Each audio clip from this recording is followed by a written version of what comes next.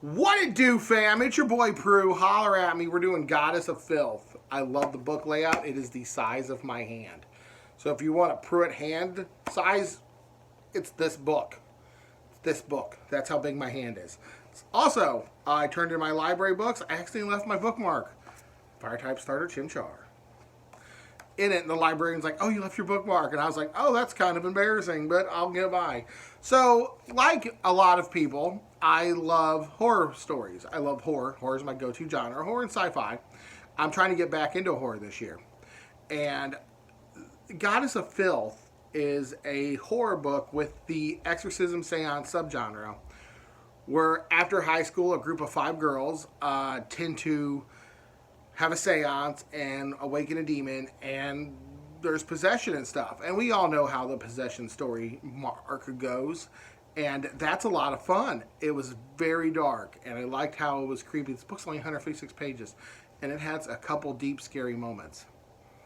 But another thing I liked about it is this is about 5 Latina girls who are just out of high school, or maybe one is still in high school, or really still involved with her school accolades.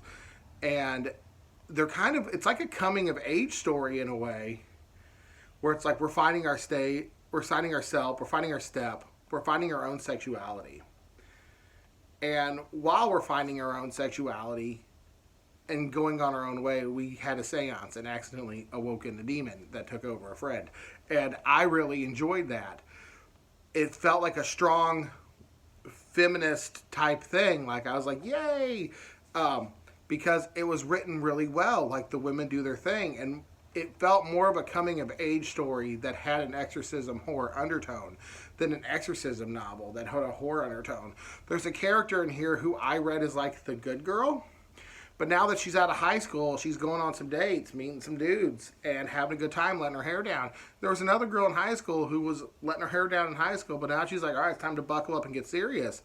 And it's taken that their perception of themselves, and we always have that part of our life where, oh, Pruitt's been the fun fat kid, or, you know, this guy or this girl's always been the partier, but after they start getting their life together, and then the party girl becomes the serious business type, the straight edge, freaking, you know, valedictorian girl just goes to work for a co-op or something, and everyone's just out trying to find their own piece of happiness and find their own way and able to make a living while they're doing it. And this read as a coming of age story about finding your own sexuality, identifying yourself as a person. I want to say like coming out as a woman. So I felt like this is a strong feminism role, but the exorcism seance story was creepy enough to keep you interested. So for horror fans and people who want a book with some solid, awesome female characters, I highly recommend Goddess of Filth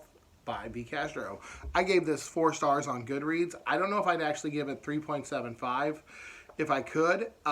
It was very short, and a lot of the sexiness and the, well, I'm going to do me, overshadowed a lot of the seance creepiness. But it's only 160 pages. It's very short, but it's very good.